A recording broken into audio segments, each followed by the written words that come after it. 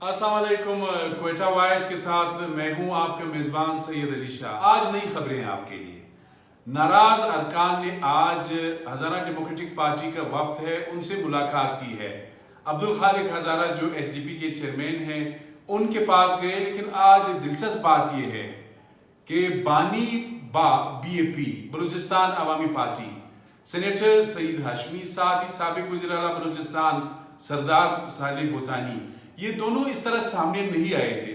आज हमने देखा कि स्पीकर अब्दुल कुद्दूस बिजंजो, साथ ही साबिक वज़ीर ख़जाना बलूचिस्तान ज़हूर बुलीदी, ये सारे गए HDP से। उन्होंने मुलाकात की और उनसे ये दरख्वास्त की कि 20 अक्टूबर को वो अदम एतमाद का जो वोट है उसमें नाराज अरकान को सपोर्ट करे, जाम कमाल खान वज़ीर आला बलूचिस्तान के खिलाफ वोट दे।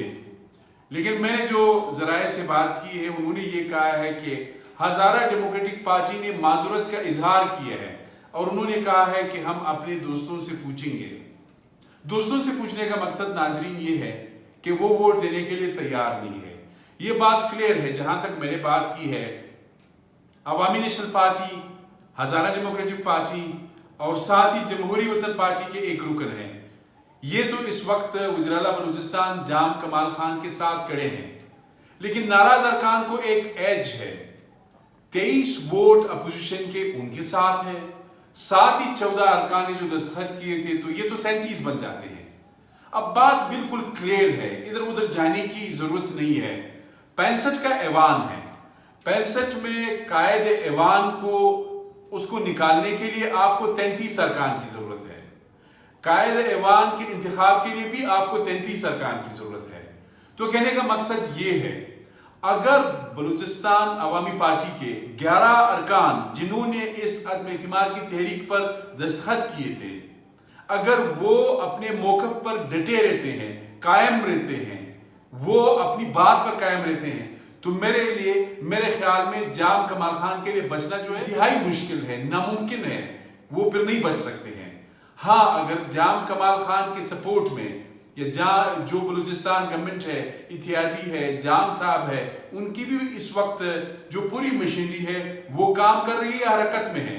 अगर वो 5-6 को तोड़ने में कामयाब हो जाते हैं तो फिर ये जो अदम एतमाद की तहरीक है ये नाकाम होगी। इस वक्त दो बातें, ज्वाइंट मुत्तहिदा जो opposition Balochistan national party Mengal, Jamiat Ulama इस्लाम, फजल रहमान ग्रुप, पश्तूनख्वा मेब का एक रुकनी असम्बली, साथ ही साबिक वज़ीर आला बलूचिस्तान नवाब असलम रईसानी जो है, ये बिल्कुल क्लियर है, ये वोट देने जा रहे हैं, जो नाराज अरकान है उनको सपोर्ट करेंगे। तो इसी तरह जिस तरह मैंने पहले कहा 14 अरकान है, इस तरह इनकी तादाद 37 बन जाएगी।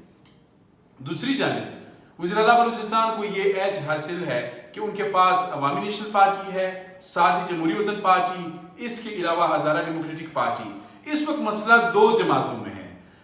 जो अहम जमात है पाकिस्तान तहरीक इंसाफ, एक रुकन नसीबुल्लाह मरी जो है वो तो उनके साथ है, ज़हूर बुलीदी और इनकी जो दिगर अरकान है नाराज उनके साथ है। अब मामला जो है जो स्लिप होने वाले हैं वो या BAP के अरकान हैं या PTI के, चूंकि इन दोनों जमातों का अपने अरकान पर गिरफ्त जो है वो कमजोर है। इसके लिए खबर बस यही है, मामला BAP और PTI के अरकान का है। अगर ये इंटैक्ट रहते हैं, सही रहते हैं, तो फिर जाम साहब के लिए बचना जो है वो मुश्किल है। अगर ये इधर उधर 14 में 5-6 जो है इधर उधर चले जाते हैं या उसी दिन 20 अक्टूबर को ये गैर हाजिर होते हैं, फिर भी जो है जाम साहब उस सूरत हाल में उनकी गवर्नमेंट जो है वो बच सकती है, अदम एतमाद की तहरीक जो है वो नाकाम होगी।